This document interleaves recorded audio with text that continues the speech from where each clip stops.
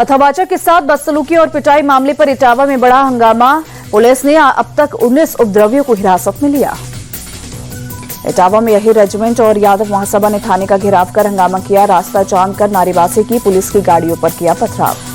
Police ने भीड़ पर काबू पाने के लिए की हवाई फायरिंग। पूरे इलाके में भारी तादाद में पुलिस फोर्स तैनात। पुलिस ने दोनों पक्ष के आरोपियों के खिलाफ एफआईआर दर्ज की।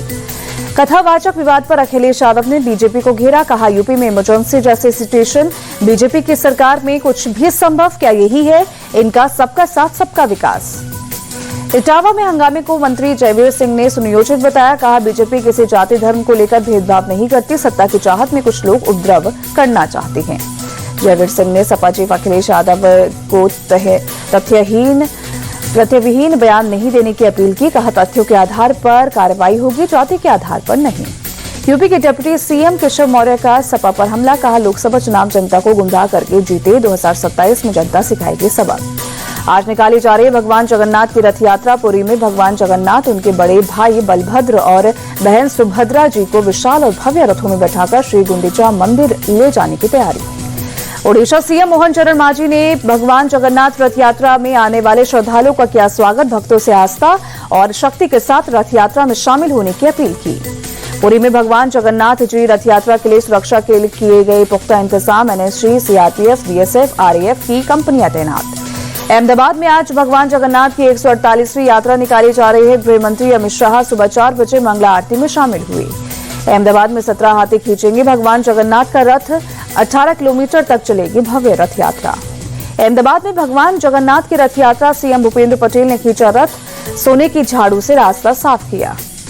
अहमदाबाद में जगन्नाथ रथ यात्रा के लिए सुरक्षा के कड़े इंतजाम। एआई सीसीटीवी से हो रही है रथ यात्रा की पूरी मार्ग की निगरानी।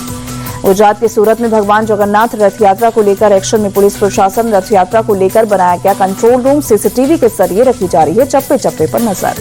पश्चिम बंगाल के दीघा में भगवान जगन्नाथ जी रथ यात्रा की धूम। भगवान जगन्नाथ के मंदिर को लाइटिंग से सजाया गया। पुरी में आयोजित होने वाली भगवान जगन्नाथ रथ यात्रा को लेकर अडानी ग्रुप का ऐलान। 8 जुलाई तक 40 लाख भक्तों को मुफ्त में खाना खिलाया जाएगा। वाराणसी में भी प्रभु जगन्नाथ की रथ यात्रा निकाली गई। हजारों की संख्या में भक्त शामिल हुए। चारों ओर जय जगन्नाथ के नारे की गूंज। गाजियाबाद में सीएम योगी ने कांवड़ यात्रा की तैयारियों की समीक्षा की। प्लास्टिक मुक्त शिविरों और डस्टबिन की व्यवस्था के दिशा निर्देश दिए। सीएम योगी की 2 टूक कांवड़ियों को कोई समस्या नहीं होनी चाहिए, उनकी सुरक्षा और सुविधा का पूरा ध्यान रखें। यूपी के संभल में कांवड़ यात्रा और मोहर्रम को लेकर पुलिस ने किया रूट मार्च। त्योहारों को लेकर प्रशासन के दिशा निर्देशों के बारे में लोगों को दी गई जानकारी। संभल एसपी के मुताबिक सभी ताजे के साथ एक नोडल अधिकारी की तैनाती। सीसीटीवी के जरिए रखी जाएगी निगरानी। संभल में पीस कमेटी की बैठक हुई। प्रशासन की तरफ से कांवड़ियों को डीजे की ऊंचाई 10 फीट रखने का निर्देश दिया गया। तेज आवाज और धार्मिक भावनाओं को ठेस पहुंचाने वाले संगीत नहीं बजाने के निर्देश दिए। सहारनपुर में भी त्योहारों को लेकर बढ़ाई गई सुरक्षा। पुलिस के जवानों ने शहर के कई इलाकों में किया फ्लैग मार्च।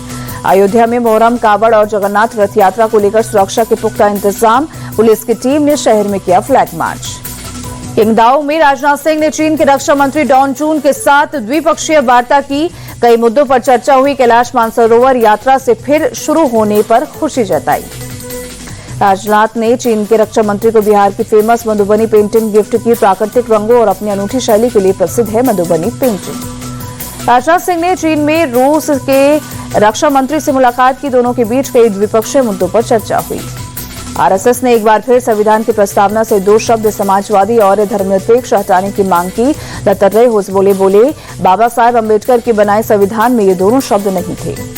दत्तात्रेय ने कहा, आपातकाल के दौरान देश में मौलिक अधिकार नहीं थे, तब समाजवादी और धर्मनिरपेक्ष शब्द जोड़े गए। आज इनकी समीक्षा होनी चाहिए। होसबोले ने आपातकाल के दिनों को किया याद। कहा, जिन लोगों ने आपातकाल लगाया वही आज संविधान की प्रतियां लेकर घूम रहे हैं। उन्हें अपने पूर्वजों की गलतियों के लिए देश से माफी मांगनी चाहिए। कांग्रेस ने दत्तात्रेय होसबोले के बयान पर किया पलटवार। कहा, आरएसएस बीजेपी बाबा साहेब के संविधान को खत्म करने की साजिश रच रही है। छात्र संसद में तेजस्वी यादव ने बीजेपी पर साधा निशाना। कहा, नफरत वाली पार्टी को हम मोहब्बत और विकास से हराएंगे। तेजस्वी यादव ने युवाओं से मांगा एक मौका। कहा, नया बिहार बनाएंगे, युवा आयोग का गठन करेंगे। तेजस्वी यादव की छात्र संसद में हंगामा बेकाबू। भीड़ ने जमकर काटा बवाल। भीड़ की वजह से बापू सभागार का गेट टूटा। बिहार बीजेपी अध्यक्ष दिलीप जायसवाल का आरजेडी पर अटैक, कहा आरजेडी को आज कलम बांटने की याद आई, 15 साल के शासन में सिर्फ लाठी बांटी। जनसुराज के चीफ प्रशांत किशोर का राहुल गांधी पर अटैक, कहा दिल्ली में बैठकर वो बिहारियों का मजाक उड़ाते हैं, क्या उन्होंने बिहार के किसी गांव में एक रात बिताई है। प्रशांत किशोर ने कहा बिहार में कांग्रेस का कोई स्टैंड नहीं, ये ऐसी पार्टी है जो सालों से लालू यादव के पीछे लगी। प्रशांत किशोर ने सीएम और तेजस्वी यादव पर साधा निशाना, कहा बिहार में नीतीश की बात कोई नहीं सुन रहा, तेजस्वी की पहचान की, वो लालू के बेटे हैं। बिहार चुनाव पर अखिलेश यादव का बड़ा बयान, कहा बिहार में तेजस्वी यादव की मदद करेगी समाजवादी पार्टी, बीजेपी की हार तय है। चुनाव आयोग का बड़ा एक्शन, 345 इनएक्टिव पार्टियों को लिस्ट से हटाने की तैयारी। चुनाव आयोग पर भड़की सीएम ममता बनर्जी, कहा बीजेपी के साथ मिलकर इलेक्शन करता है चुनाव आयोग। वृंदावन में बाकी बिहारी मंदिर कॉरिडोर को लेकर विरोध प्रदर्शन, भारी संख्या में लोगों ने किया पैदल मार्च। गाजियाबाद के HRIT यूनिवर्सिटी में टेक्निकल एजुकेशन के क्षेत्र में नए अध्याय की शुरुआत, IIT रोपड़ की साइबर फिजिकल सिस्टम्स लैब का उद्घाटन।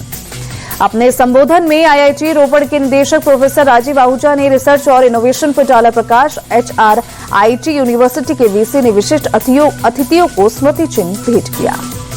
ग्वालियर बेंगलुरु के बीच वीकली ट्रेन शुरू, केंद्रीय मंत्री ज्योतिरादित्य सिंधिया बोले 44 घंटे का सफर अब 30 घंटे में पूरा होगा।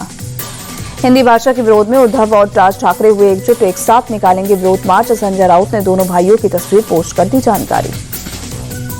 राउत ने ट्वीट कर कहा महाराष्ट्र पर हिंदी थोपे जाने के विरोध, अब एक साथ विरोध मार्च निकालेंगे उद्धव और राज ठाकरे, दो अलग अलग आंदोलन नहीं होंगे, ठाकरे एक ब्रांड है। हिंदी विवाद को लेकर शरद पवार बोले हिंदी को नजरअंदाज नहीं कर सकते, लेकिन हिंदी को अनिवार्य करना ठीक नहीं। कोल्हापुर में पवार बोले महाराष्ट्र के लोग हिंदी विरोधी नहीं, पहली से चौथी कक्षा तक हिंदी अनिवार्य की तो बच्चों पर भार पड़ेगा।